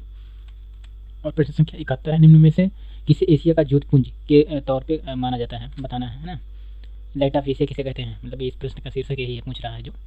तो विकल्प ये है गौतम बुद्ध को, विकल्प बी है महात्मा गांधी को, विकल्प सी है महावीर स्वामी को, विकल्प डी है स्वामी विवेकानंद को। तो करेक्ट आंसर हो जाएगा कि गौतम बुद्ध को, है ना। गौतम बुद्ध को एशिया के ज्योतिपुंज के तौर पर जाना जाता है। गौतम बुद्ध के जीवन पर जो एडविन अर्नल्ड ने लाइट ऑफ एशिया नामक काव्य पुस्तक की रचना की थी, है ना। तो ध्यान रखेंगे। और प्रश्न संख्या 72 है, निम्नलिखित में से किसे एशिया का ज्योतिपुंज के नाम से जाना जाता था। वही चीज़ें वही पूछा गया है। प्रश्न संख्या 72 है, निम्नलिखित में से किसे एशिया का ज्योतिपुंज के रूप में ज्योतिपुंज के नाम से जाना जाता है ना। तो बताना है इसका करेक्ट आंसर। पहले ऑप्शन है ईसा मसीह, और विकल्प बी है भगवान बुद्ध, विकल्प सी है पैगंबर मोहम्मद, विकल्प बी है जरथुस्ट्र। तो करेक्ट आंसर हो जाएगा जो भी भगवान बुद्ध, है ना। तो ये चीज़ें हैं। और प्रश्न संख्या 73 है, सर एडविन अर्नल्ड की पुस्तक the light of the Asia आधारित है। विकल्प ये है दिव्यावदान पर, विकल्प बी है ललित विस्तार पर, और विकल्प सी है सुख पिटक पर, और विकल्प डी है अभिधम्म पिटक पर। तो करेक्ट आंसर हो जाएगा ललित विस्तार पर। सर एडविन अर्नल्ड की पुस्तक the light of the Asia Lalit विस्तार के विषय वस्तु पर आधारित है। इस पुस्तक का प्रकाशन 1879 ईस्वी में लंदन में किया गया था। और प्रश्न संख्या 74 है, बौद्ध धर्म के महायान और हीनयान संप्रदायों में से सर्वाधिक मौलिक अंतर निम्नलिखित में से कौन सा है। विकल्प ए अहिंसा पर बल, विकल्प बी है जाति रहित समाज, विकल्प सी है देवी देवताओं की पूजा, विकल्प डी है स्तूप पूजा। तो करेक्ट आंसर है देवी देवताओं की पूजा। बौद्ध धर्म के हीनयान और महायान संप्रदायों में से सर्वाधिक मौलिक अंतर देवी देवताओं की पूजा था। हीनयान में बुद्ध को एक महापुरुष माना जाता था, जबकि महायान में उन्हें देवता माना गया था, उनकी पूजा की जाने। इसी के साथ ही अनेक बौद्ध की भी पूजा की जाने लगी, है ना। तो वही चीज़ें बताई गई इसमें। और प्रश्न संख्या 75 है, गौतम बुद्ध को एक देवता का स्थान किस राजा के युग में प्राप्त हुआ था। बताना है। विकल्प ए है अशोक, विकल्प बी है कनिष्क, विकल्प सी है चंद्रगुप्त द्वितीय विक्रमादित्य और विकल्प डी है हर्ष। तो करेक्ट आंसर हो जाएगा इसका कनिष्क। कनिष्क के शासनकाल में संपन्न चतुर्थ संगीति में बौद्ध धर्म हीनयान एवं महायान नामक दो स्पष्ट एवं स्वतंत्र संप्रदाय में विभक्त हो गया। महायान शाखा में बुद्ध को देवता माना गया तथा उनकी पूजा की जाने लगी। इस प्रकार कनिष्क के शासनकाल में बौद्ध धर्म की महायान शाखा के तहत गौतम बुद्ध को एक देवता का स्थान प्राप्त हुआ। प्रश्न संख्या 76 है, भारत में पहले जिन मानव प्रतिमाओं को पूजा गया वह थी। विकल्प है ब्रह्मा की, विकल्प है विष्णु की, विकल्प सी है बुद्ध की, विकल्प डी है शिव की। तो करेक्ट आंसर हो जाएगा इसका बुद्ध की। भारत में सबसे पहले बुद्ध की प्रतिमाओं की पूजा की गई। बौद्ध धर्म के महायान शाखा से अनुयायियों ने सर्वप्रथम बुद्ध मूर्तियां स्थापित करके उनकी पूजा आरंभ की। ये RS और RTS प्री 2010 का क्वेश्चन है, ध्यान रखेंगे। अगर आपको डाउट भी लगता है तो गूगल पे डाल के चेक कर लेना। और प्रश्न संख्या 77 है, देश में निम्न में से किसे मूर्ति पूजा की नींव रखी थी। विकल्प है जैन धर्म ने, विकल्प बी है बौद्ध धर्म ने, विकल्प सी है आजीव संप्रदाय ने, विकल्प डी है वैदिक धर्म ने। करेक्ट आंसर हो जाएगा बौद्ध धर्म ने, है ना। उपयुक्त में से सर्वप्रथम मूर्ति पूजा की नींव बौद्धों के द्वारा रखी गई। महायानियों ने सर्वप्रथम बुद्ध की प्रतिमा स्थापित करके पूजा आरंभ की थी, है ना। तो ये चीज़ें लोअर PCS में पूछा गया है, तो इसमें इसका करेक्ट आंसर बी ही माना गया है, ध्यान रखेंगे। एक बार मैं बता देता हूँ, जो इसमें है वही चीज़ मैं बात करता हूँ, एडिशनल बातें कोई नहीं करता हूँ, है ना। तो ये चीज़ें ध्यान रखेंगे। और प्रश्न संख्या 78 है, गांधार शैली की मूर्ति कला में बुद्ध के सारनाथ में हुए प्रथम धर्मोपदेश से संबंधित प्रवचन मुद्रा का नाम है। विकल्प है अभय, विकल्प बी है ध्यान, विकल्प सी है धर्मचक्र, विकल्प डी है भूमि स्पर्श। करेक्ट आंसर हो जाएगा धर्मचक्र। गांधार कला की उत्पत्ति का स्रोत एशिया माइनर तथा हेलेनिस्टिक कला थी। इस शैली की कला का प्रमुख विषय महात्मा बुद्ध का जीवन चरित्र है। इसके अंतर्गत बुद्ध के धर्मचक्र मुद्रा, ध्यान मुद्रा, अभय मुद्रा और वरद मुद्रा आदि मूर्तियों का निर्माण किया गया है। प्रश्न संख्या 79, बुद्ध की खड़ी प्रतिमा निम्न में से किस काल में बनाई गई। विकल्प है गुप्त काल में, विकल्प बी है कुषाण काल में, विकल्प सी है मौर्य काल में, विकल्प डी है गुप्तोत्तर काल में। तो करेक्ट आंसर है कुषाण काल में। कुषाण काल में ही गांधार एवं मथुरा कला शैली के तहत बुद्ध एवं बोधिसत्वों की बहुसंख्यक मूर्तियों का बैठी एवं खड़ी स्थिति में निर्माण किया गया था, है ना। BS अग्रवाल के मतानुसार सर्वप्रथम मथुरा में ही बुद्ध मूर्तियों का निर्माण किया गया। यहाँ इनके लिए पर्याप्त आधार था, है ना। तो ये चीज़ ध्यान रखेंगे। प्रश्न संख्या 80 है, भगवान बुद्ध की प्रतिमा कभी कभी एक हस्त मुद्रा युक्त दिखाई गई है जिसे मूर्ति स्पर्श मुद्रा कहा जाता है। यह किसका प्रतीक है। आइए प्री 2012 का क्वेश्चन है, इसका ऑप्शन अभी आ रहे हैं, देख लीजिए। थोड़ा सा बड़े हैं तो मैं बता भी दे रहा हूँ। इसमें मार्ग पर दृष्टि रखने एवं अपने ध्यान में विघ्न डालने से मार्ग को रोकने के लिए बुद्ध का धरती का आवाहन, है ना। तो ये ऑप्शन हो गया। ऑप्शन बी है मार्ग के प्रलोभन के बावजूद अपनी शुचिता और शुद्धता का साक्षी होने के लिए बुद्ध का धरती का आवाहन। और विकल्प सी है बुद्ध का अपने अनुयायियों और स्मरण कराना कि वह सभी धरती से संपन्न होते हैं और अंततः धरती में विलीन हो जाते हैं, अतः जीवन संक्रमणशील है। विकल्प डी है इस संदर्भ में दोनों ही कथन ये और भी सही हैं, यानी है। तो इसका करेक्ट आंसर बताना है। करेक्ट आंसर हो जाएगा इसका बी विकल्प, यानी कि मार्ग के प्रलोभन के बावजूद अपनी शुचिता और शुद्धता का साक्षी होने के लिए बुद्ध का धरती का आवाहन, इनका सही विकल्प माना जाएगा, है ना। बुद्ध की भूमि स्पर्श मुद्रा से तात्पर्य अपने तप की शुचिता और निरंतरता को बनाए रखने से है। बुद्ध की भूमि स्पर्श मुद्रा का मार्ग कामदेव और के प्रलोभन के बावजूद अपनी शुचिता और शुद्धता का साक्षी होने के लिए बुद्ध का धरती का आवाहन को प्रदर्शित करती है ना। तो ध्यान रखेंगे। प्रश्न संख्या 81 है, भूमि स्पर्श मुद्रा की सारनाथ में बुद्ध मूर्ति संबंधित है। विकल्प ए है मौर्य काल से, विकल्प बी है शुंग काल से, विकल्प सी है कुषाण काल से, विकल्प डी है गुप्त काल से। तो करेक्ट आंसर हो जाएगा गुप्त काल से।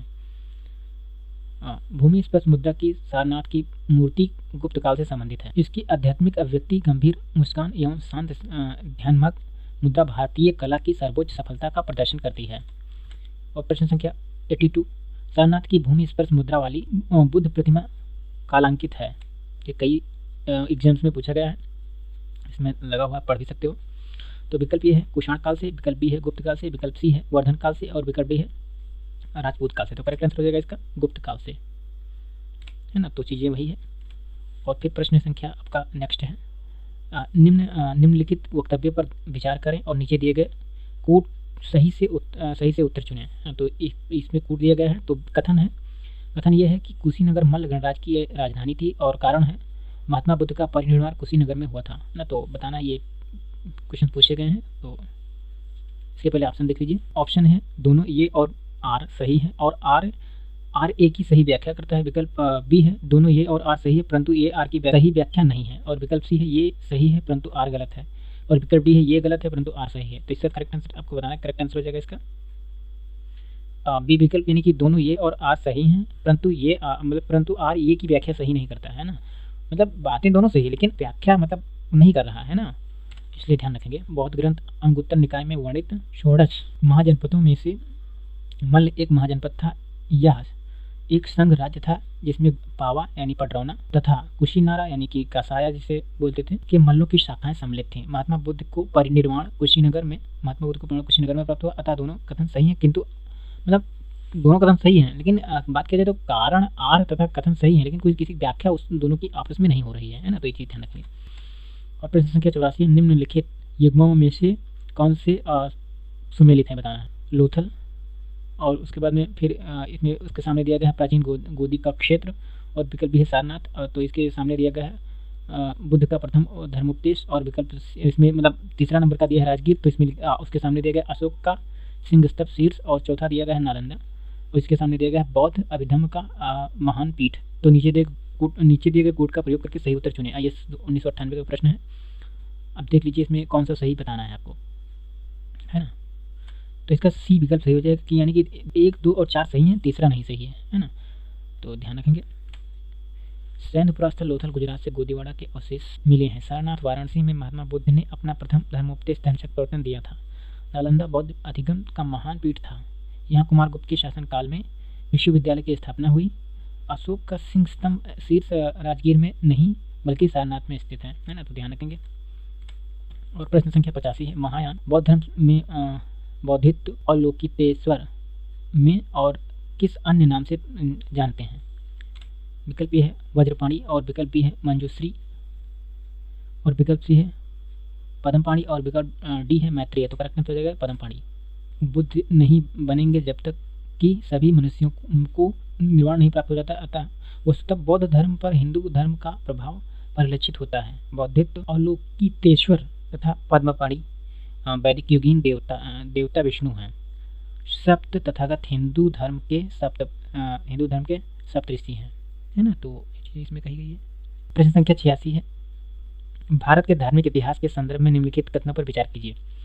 पहला है बौद्धित्व बौद्ध मत के हीनयान संप्रदाय की केंद्रीय संकल्पना है, और दूसरा है बोधिसत्व अपने प्रबोध के मार्ग पर बढ़ता हुआ करुणामय है, और तीसरा है बोधिसत्व समस्त सचेतन प्राणियों को उनके प्रबोध के मार्ग पर चलने में सहायता करने के लिए स्वयं की निर्वाण प्राप्ति लंबित करता है। उपयुक्त कथनों में से कौन सा कथन सही है बताना है। IAS प्री 2016 का प्रश्न है।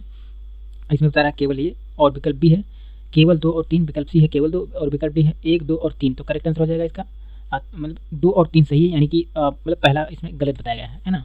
तो चीज़ें क्या है एक बार मैं पढ़ दे रहा हूँ। बौद्धिसत्व बौद्ध मत के महायान संप्रदाय का आदर्श एवं केंद्रीय संकल्पना है। बौद्ध धर्म में बौद्धिसत्व और सतत्व के लिए प्रबुद्ध यानी बुद्ध की शिक्षा दिए हुए को कहते हैं। पारंपरिक रूप से महान दया से प्रेरित बौद्धचित्त जनित सभी संवेदनशील प्राणियों के लाभ के लिए सहज इच्छा से बौद्धित्व प्राप्त करने को बोधिसत्व माना जाता है। 10 परिमिताओं का पूर्ण पालन करने वाला बोधिसत्व कहलाता है। बुद्ध मानना ही बोधिसत्व के जीवन की पराकाष्ठा है। बौद्ध धर्म का अंतिम लक्ष्य संपूर्ण मानव समाज से दुख का अंत है। बौद्ध धर्म के अनुसार 4 आर्य सत्य हैं, जैसे पहला है दुख, दूसरा है दुख प्रारंभ, और तीसरा है दुख निरोध, चौथा है दुख निरोध का मार्ग। बौद्ध धर्म के अनुयायी अष्टांगिक मार्ग के अनुसार जीवन जीकर अज्ञानता और दुख से मुक्ति और निर्वाण पाने की कोशिश करते हैं। उन्होंने गौतम बुद्ध ने 4 बताए थे ना कि दुख है तो दुख का कारण है, और कारण है तो उसका निवारण है, और अगर निवारण है तो उसके उपाय भी हैं, है ना। तो ये चीज़ें बताई गई थी, है ना। तो इस तरीके से ध्यान रखेंगे। और प्रश्न संख्या है 87। बोधिसत्व पद्मपाणी का चित्र सर्वाधिक प्रसिद्ध और प्रायः चित्रित चित्रकारी है जो। विकल्प ए है अजंता में है, और विकल्प बी है बादामी में है, और विकल्प सी है बाग में है, विकल्प डी है एलोरा में है। तो करेक्ट आंसर हो जाएगा अजंता में है। तो गुफा 1 की बोधिसत्व पद्मपाणी की चित्रकला अजंता चित्रकला की श्रेष्ठ कला कृतियों में से एक है। इसे 6ठी शताब्दी ईसा के अंत में निष्पादित किया गया था।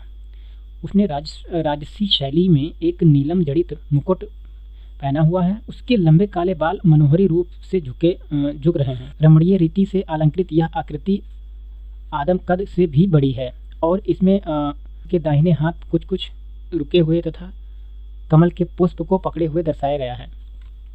प्रश्न संख्या 88 है। हीनयान अवस्था विशालतम एवं सर्वाधिक विकसित शैली चैत्यग्रह स्थित है। विकल्प ए है पीतल खोरा में, विकल्प बी है जुन्नार में, विकल्प सी है कार्ले में, विकल्प डी है बेडसा में। तो करेक्ट आंसर हो जाएगा इसका सी यानी कि कार्ले में। हीनयान अवस्था विशालतम एवं सर्वाधिक विकसित शैलाकृत चैतन्यग्रह कार्ले में स्थित है। यह पुणे महाराष्ट्र के मावल तालुक में स्थित है। प्रश्न संख्या 89 निम्नलिखित में से किस शैलकृति गुफा में 11 सिरों के बोधिसत्व का अंकन मिलता है। विकल्प ए है अजंता, विकल्प बी है एलोरा, विकल्प सी है कन्हेरी, विकल्प डी है कार्ले। तो करेक्ट आंसर हो जाएगा इसका कन्हेरी, है ना। मैं पढ़ दे रहा हूँ। सालसेती द्वीप में स्थित कन्हेरी गुफाएं महाराष्ट्र में मुंबई शहर का एक प्रमुख पर्यटन स्थल है। यह गुफाएं संजय गांधी राष्ट्रीय उद्यान परिसर में स्थित है। प्राचीन अभिलेखों में कान्हा शैल कृष्णागिरी कान्हागिरी के नाम से उल्लिखित कन्हेरी बौद्धों का प्रमुख केंद्र था। कन्हेरी में एक ही पहाड़ी में सर्वाधिक संख्या 90 गुफाओं का निर्माण हुआ है। कन्हेरी की गुफाओं का निर्माण 3री शताब्दी ईसा पूर्व के मध्य में किया गया था और इसे 11वीं शताब्दी ईस्वी तक इस्तेमाल में रही। गुफा संख्या 41 अवलोकितेश्वर की एक रोचक मूर्ति स्थित है जिनकी 4 भुजाएं और 11 मुख हैं, है ना। यह अपनी किस्म की भारत में स्थित एकमात्र मूर्ति है। इस रूप की उपासना चीन, तुर्किस्तान, कंबोडिया तथा जापान में 7वीं-8वीं सदी में लोकप्रिय थी। प्रश्न संख्या 90 प्रथम शताब्दी ईस्वी में किस भारतीय बौद्ध भिक्षु को चीन में भेजा गया था।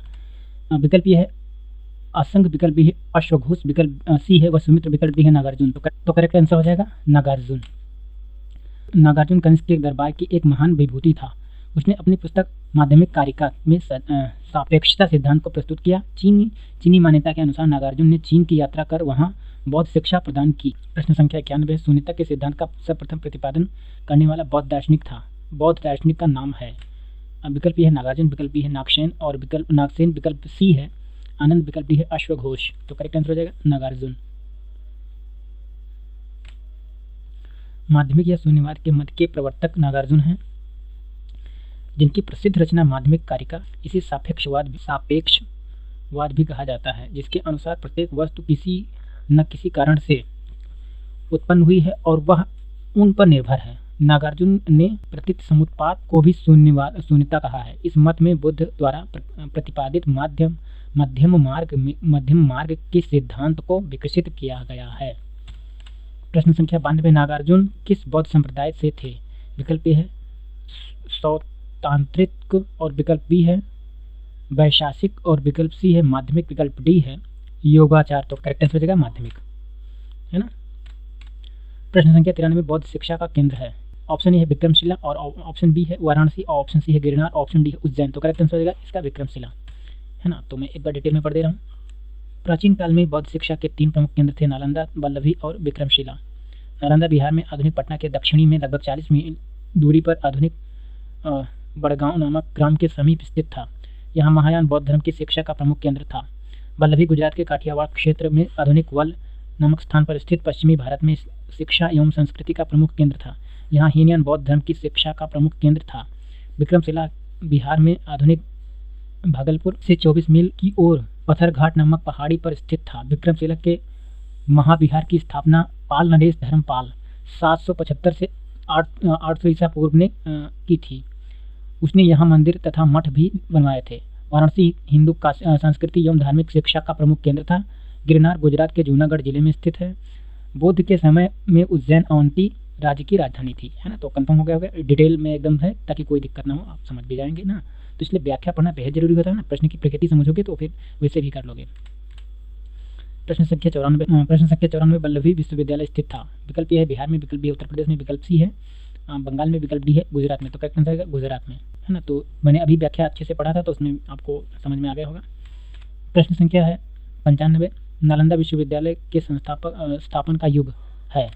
विकल्प ए है मौर्य, विकल्प बी है कुषाण, विकल्प सी है गुप्त, विकल्प डी है पाल। तो करेक्ट आंसर है गुप्त, है ना। मैं पढ़ दे रहा हूँ। नालंदा एक विख्यात बौद्ध पीठ एवं विश्वविद्यालय था, यह दक्षिणी बिहार में राजगीर के निकट स्थित था। इसके ध्वंसावशेष बाणगांव ग्राम में दूर तक आज भी बिखरे हुए हैं। 5वीं शताब्दी के मध्य गुप्तों के समय में नालंदा विश्वविद्यालय अस्तित्व में आया। सर्वप्रथम कुमारगुप्त ने नालंदा बौद्ध बिहार को दान दिया और बाद में बुद्धगुप्त तथा तथागत गुप्त तथा बालादित्य नामक गुप्त शासकों ने भी इस बिहार को दान दिए, है ना। तो ये चीज़ें थी। और प्रश्न संख्या 96, नालंदा विश्वविद्यालय के संस्थापक थे। विकल्प ए है चंद्रगुप्त विक्रमादित्य, विकल्प बी है कुमारगुप्त, विकल्प सी है धर्मपाल, विकल्प डी है पुष्यगुप्त। इसका करेक्ट आंसर हो जाएगा कुमारगुप्त। ह्वेनसांग के अनुसार नालंदा विश्वविद्यालय का संस्थापक सक्रियादित्य था, जिसने बौद्ध धर्म के त्रिरत्नों के प्रति महती श्रद्धा के कारण इसकी स्थापना करवाई थी। सक्रियादित्य की पहचान कुमारगुप्त प्रथम 415 से 455 में से की जाती है, जिसकी प्रसिद्धि जो उपाधि थी महेंद्रादित्य थी, है ना। तो ये चीज़ें ध्यान रखेंगे। प्रश्न संख्या 97, नालंदा विश्वविद्यालय किस एक के लिए विश्व प्रसिद्ध था। विकल्प ए है चिकित्सा विज्ञान, विकल्प बी है तर्कशास्त्र और विकल्प सी है बौद्ध धर्म दर्शन और विकल्प डी है रसायन विज्ञान। तो करेक्ट हो जाएगा बौद्ध धर्म और दर्शन। नालंदा विश्वविद्यालय बौद्ध दर्शन के अध्ययन के लिए विश्व प्रसिद्ध था। उसी के अध्ययन के लिए चीनी यात्री ह्वेनसांग यहाँ आया था। तो ध्यान रखेंगे। प्रश्न संख्या 98 है।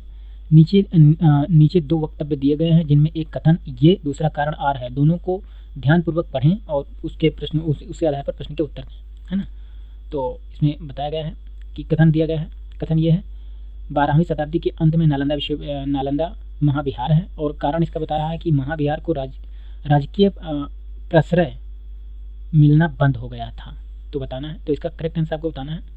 पहले ऑप्शन ये है कि ये एक मतलब ये ऑप्शन है दोनों ये और आर सही है, आर ए की सही व्याख्या करता है, और बी है दोनों ये और आर सही है परंतु आर ए की व्याख्या सही नहीं करता है, मतलब बता रहा है। और सी है कि ये सही है परंतु आर गलत है, और डी है ये गलत है परंतु आर सही है। तो इसका करेक्ट आंसर हो जाएगा कि देखो इसका ये मतलब ये और आर सही है परंतु आर ए की सही व्याख्या नहीं करता है, इसका बता रहा है ना। तो ये चीज़ें हैं, बीपीएससी में पूछा गया था। अब मैं डिटेल में पढ़ दे रहा हूँ। नालंदा में एक विख्यात बौद्ध पीठ एवं विश्वविद्यालय था। यह दक्षिणी बिहार में राजगीर यानी वर्तमान में राजगृह के निकट स्थित था। 5वीं सदी के मध्य गुप्तों के समय में नालंदा स्थित विश्वविद्यालय अस्तित्व में आया।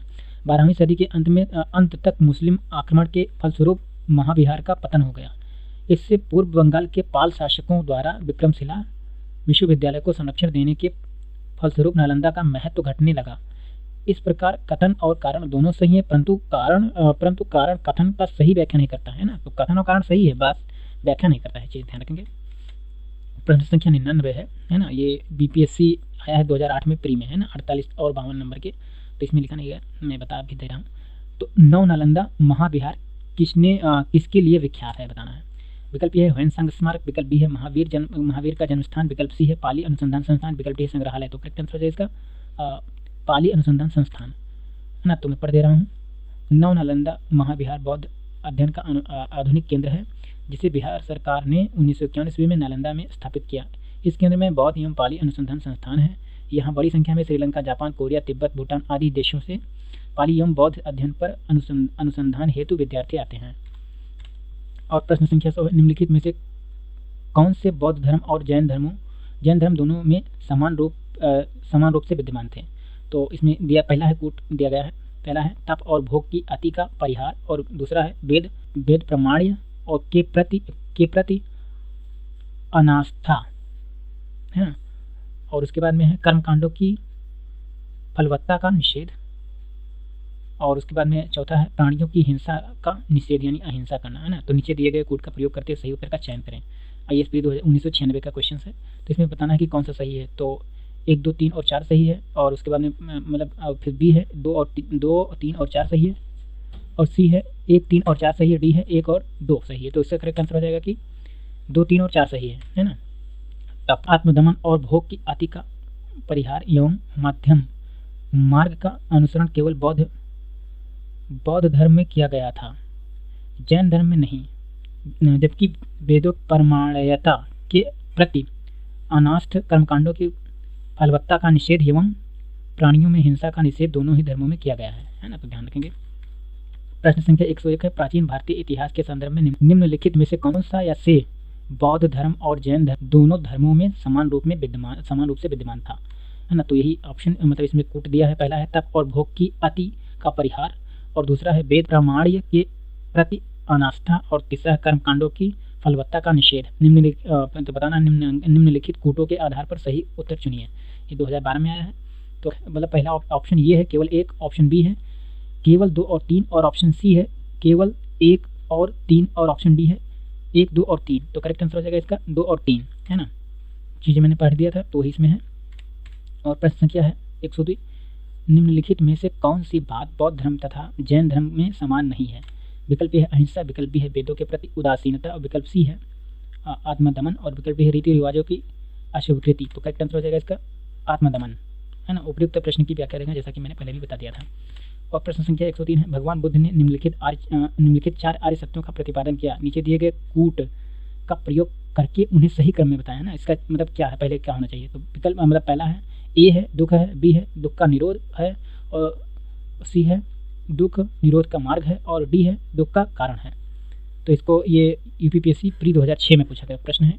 तो इसका ऑप्शन ये है ए डी बी सी, और उसके बाद में विकल्प बी है ए डी सी बी, और उसके बाद में विकल्प सी है ए सी बी डी, और विकल्प डी है ए बी डी सी। तो करेक्ट आंसर हो जाएगा ए डी बी सी, है ना। इसमें दिया गया है, पूरा डिटेल में पढ़ दे रहा हूँ, कोई दिक्कत वाली बात है नहीं। संबोधि में गौतम बुद्ध को प्रत्यत्यासमुत्पाद के सिद्धांत का बोध हुआ था। इस कार्यकरण सिद्धांत को उन्होंने संपूर्ण जगत पर लागू किया। सर्वप्रथम उन्होंने जिन 4 आर्य सत्यों का उपदेश दिया वह इस प्रकार है। पहला है दुख संसार में सर्वत्र दुख है, यानी बता रहा है ना। उसके बाद में जीवन दुखों एवं कष्टों से पूर्ण है, और फिर दूसरा है दुख समुदाय, है ना। तो प्रत्येक वस्तु का कोई ना कोई कारण अवश्य है होता है, अतः दुख का कारण भी है। दुख निरोध अर्थात दुख का अंत संभव है, यानी कि मतलब ऐसा नहीं है कि दुख हो गया तो दुख ही रहेगा, उसका अंत तो संभव है ही है, ऐसा बताया था उन्होंने, है ना। दुख निरोधगामिनी प्रतिपदा, यानी कि दुख के मूल अविद्या के विनाश का उपाय अष्टांगिक मार्ग है, यानी कि उसका उपाय सोचिए कि कैसे वो दुख दूर होगा। तो उन्होंने अष्टांगिक मार्ग बताए थे, 8 मार्ग बताए थे ना, तो ध्यान रखेंगे। और प्रश्न 104 है बौद्ध तथा जैन दोनों ही धर्म विश्वास करते हैं कि, बताना है।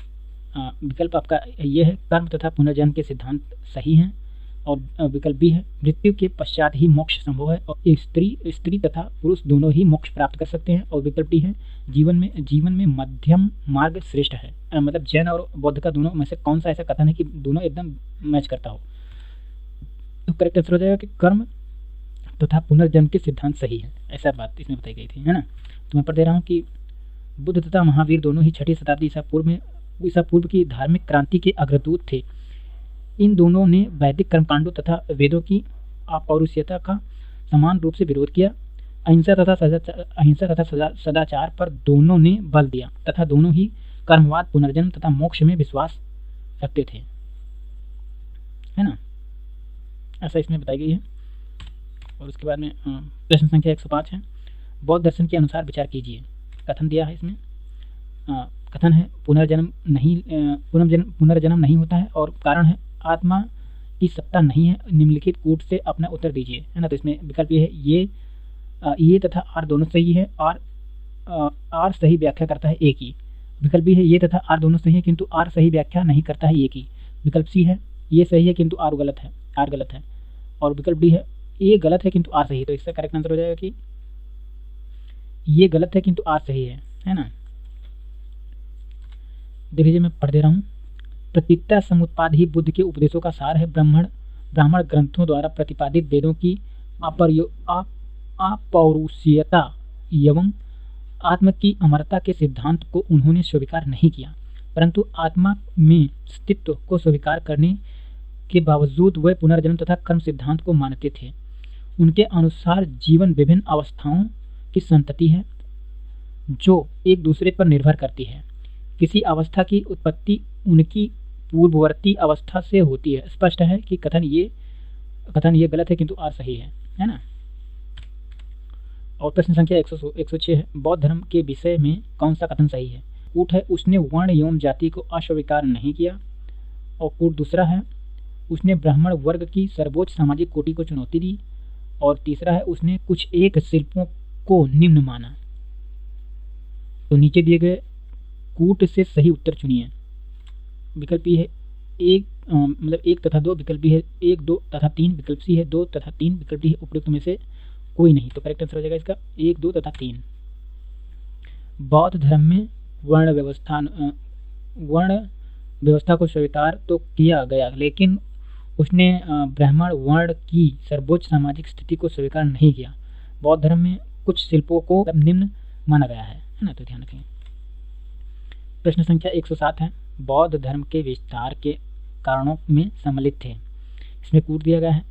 पहला है धर्म की सादगी, दूसरा है दलितों के लिए विशेष अपील, और तीसरा है धर्म की मिशनरी भावना, और चौथा है स्थानीय भाषा का प्रयोग, पांचवा है दार्शनिकों द्वारा वैदिक भावना की दृढ़ता। नीचे दिए गए कूट में से सही उत्तर का चयन करें, है ना। तो बताना इसमें कौन सा सही है। तो पहला है 1, 2 और 3, दूसरा है 2, 3 और 4, तीसरा है 1, 2, 3 और 4, चौथा है 2, 3, 4 और 5।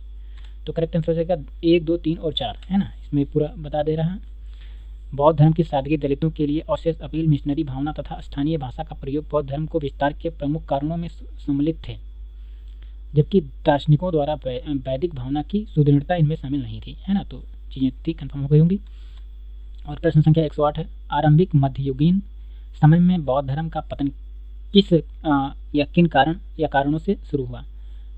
इसमें कूट दिया गया है। पहला कूट है, उस समय तक बौद्ध विष्णु के अवतार समझे जाने लगे और वैष्णव धर्म का हिस्सा बन गए। दूसरा है, अंतिम गुप्त राजा के समय तक आक्रमण करने वाली मध्य एशिया की जनजातियों ने हिंदू धर्म को अपनाया और बौद्धों को सताया। तीसरा है, गुप्त वंश के राजाओं ने बौद्ध धर्म का पुरजोर विरोध किया। उपयुक्त कथनों में से कौन से कथन सही हैं। IAS प्री 2010 का क्वेश्चन है। तो इसमें विकल्प ये है केवल 1, विकल्प बी है केवल 1 और 2, और विकल्प सी केवल 2 और 3, और विकल्प डी है 1, 2, 3 और 1, 2 और 3, है ना। तो इसका करेक्ट आंसर हो जाएगा केवल 1, पहला बस सही है।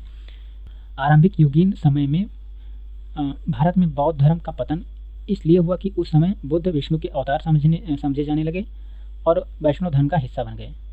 कथन 2 और 3 सही नहीं है ना, अतः अभीष्ट विकल्प यही सही होगा, है ना। तो ये चीज़ ध्यान रखेंगे। और प्रश्न संख्या 109 है, भारत के धार्मिक इतिहास के संदर्भ में निम्नलिखित कथनों पर विचार कीजिए। पहला है, सौत्रात्रिक और सम्मितीय जैन मत के संप्रदाय थे। और दूसरा है, सर्वास्तिवादियों की मान्यता थी कि दृग्विषय फिनोमिना जिसे कहते हैं, दृग्विषय फिनोमिना के अवयव पूर्णतः क्षणिक नहीं है, अपितु अव्यक्त रूप से सदैव विद्यमान रहते हैं। वो प्रयुक्त कथनों में से कौन से कथन सही हैं। तो बताना है। इसका ऑप्शन ए है केवल 1, ऑप्शन बी है केवल 2, ऑप्शन सी है कि 1 और 2 दोनों, ऑप्शन डी है ना तो 1 ना ही 2। तो करेक्ट आंसर हो जाएगा इसका केवल 2, यानी कि दूसरा सही है। मैं पढ़ दे रहा हूँ एक बार, है ना। सौतांत्रिक और सम्मितीय जैन मतों के संप्रदाय नहीं हैं, अपितु बौद्ध मत के संप्रदाय हैं, अतः कथन 1 असत्य है ना। बौद्ध दर्शन को क्षणिकवाद को स्वीकार किया गया है। बौद्ध ने स्वयं अनित्यवाद का प्रतिपादन किया है।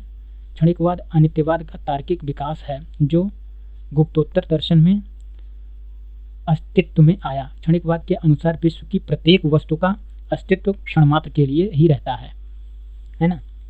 प्रश्न संख्या 110 है, निम्नांकित कथनों पर विचार करें एवं चैत्य तथा बिहार में क्या अंतर है, इन्हें चुनें, है ना। ऑप्शन आपकी स्क्रीन पे है, देखिए थोड़ा सा ऑप्शन बड़े हैं तो मैं ध्यान से पढ़ दे रहा हूँ, है ना। बिहार पूजा स्थल होता है जबकि चैत्य बौद्ध भिक्षुओं का निवास स्थल है। और ऑप्शन बी है, चैत्य पूजा स्थल होता है जबकि बिहार निवास स्थान है। और तीसरा है, दोनों में विशेषता कोई अंतर नहीं है। तीसरा है, मतलब डी विकल्प है, बिहार एवं चैत्य दोनों ही निवास स्थान के रूप में प्रयोग हो सकते हैं। इसका करेक्ट आंसर हो जाएगा आपका विकल्प बी, यानी कि चैत्य पूजा स्थल होता है जबकि बिहार निवास स्थान है ना। तो इसमें पढ़ दे रहा हूँ। चैत्य का शाब्दिक अर्थ होता है चिता संबंधी सौदाह के पश्चात बचे हुए अवशेषों को भूमि में गाड़कर उनके ऊपर जो समाधियां बनाई गई है उन्हीं को प्रारंभ में चैत्य या स्तूप कहा गया। इन समाधियों में महापुरुषों के धातु अवशेष सुरक्षित थे, अतः चैत्य उपासना के केंद्र बन गए। कालांतर में बौद्धों ने इन्हें अपनी उपासना का केंद्र मान लिया। चैत्य ग्रहों के समीप ही भिक्षुओं के रहने के लिए आवास बन गए, जिन्हें बिहार कहा गया है ना। तो ये चीज़ें आप बिल्कुल जान लीजिए, है ना, क्योंकि ये प्रश्न पूछा गया है ना। तो ये भी ध्यान रखेंगे।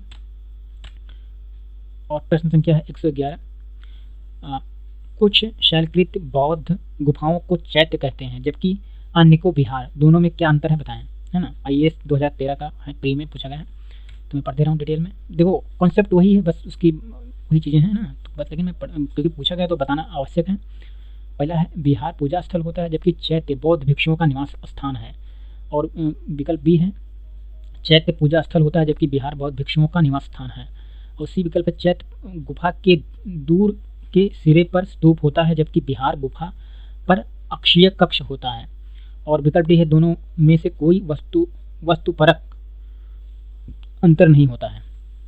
तो इसका करेक्ट आंसर हो जाएगा कि विकल्प बी, यानी कि चैत्य पूजा स्थल होता है जबकि बिहार बौद्ध भिक्षुओं का निवास स्थान है ना। तो ये कंफर्म होगी, मैंने पहले से ही पढ़ दिया था। और प्रश्न संख्या 112 है, सुल्तानी युग में बौद्धों की कौन सी शाखा सबसे प्रभावशाली थी। विकल्प ये है थेरवाद, विकल्प ये है हीनयान, विकल्प सी है वज्रयान और विकल्प डी है तंत्रयान। तो करेक्ट आंसर हो जाएगा इसका वज्रयान। मध्यकाल में बौद्धों की वज्रयान शाखा सबसे अधिक प्रभावशाली थी। वज्रयान का सबसे अधिक विकास 8वीं शताब्दी में हुआ था। इसके सिद्धांत मंजूश्री, मूलकल्प, गृह समाज नामक ग्रंथों में मिलते हैं। साथियों आपने अभी पूरी वीडियो देखी तो लगभग 112 प्रश्न मैंने कराया और उसमें मैंने पूरी कोशिश की है कि कोई टाइपिंग एरर ना हो, है ना। फिर भी अगर कोई भी हो सकता है तो आप इसको इग्नोर कर देना, क्योंकि मैंने बहुत ही अच्छे से हर चीज़ को देखा है और उसको प्रिपीट किया है। तो मैं एक बात बता दूँ आपके जानकारी के लिए कि ये बहुत ही स्टेट पीसीएस के लिए बहुत ही महत्वपूर्ण श्रृंखला हो सकती है। और इसमें जो भी चुनिंदा प्रश्न आए हैं, चाहे स्टेट पीसीएस में, चाहे MP पीसीएस की बात करें और राजस्थान पीसीएस की बात करें, और जो भी छत्तीसगढ़ पीसीएस या बिहार पीसीएस या उत्तर प्रदेश पीसीएस को टारगेट किया गया है ना। तो इनको बहुत ही अच्छे से बनाया गया है, आप इसको देखिए। और दूसरी चीज़ मैं एक बार और बता दूं कि ऐसे ही जो अगली श्रृंखला चल रही है, अगली श्रृंखला जल्दी आएगी। और तीसरी चीज़, अगर आपने हमारे जो 3 वीडियो जो ऑलरेडी डल चुके हैं उसको नहीं देखा, जाके प्लेलिस्ट में